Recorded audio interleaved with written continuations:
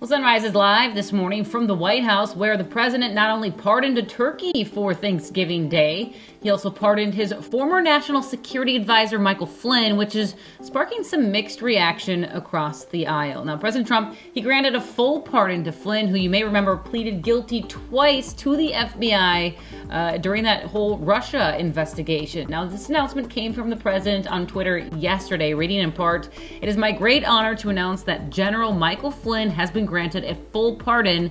I know you'll now have a truly fantastic Thanksgiving." And a statement from Flynn's family thanking President Trump, saying that he answered their prayers by removing the heavy burden of injustice off the shoulders of Michael Flynn.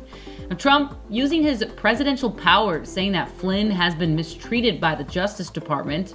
Flynn was fired back in 2017 for lying about his contact with the Russian ambassador. This year, criminal charges were moved to be dismissed by the Justice Department, but a judge didn't sign off on those, leaving Flynn in legal peril. That is, until now. Democrats and, of course, Speaker of the House Nancy Pelosi are all saying this was a complete abuse of power from President Trump. And the House Intelligence Committee Chair, Adam Schiff, said that the pardon wasn't a surprise whatsoever. They saw this coming, but it was nonetheless crooked. Gia?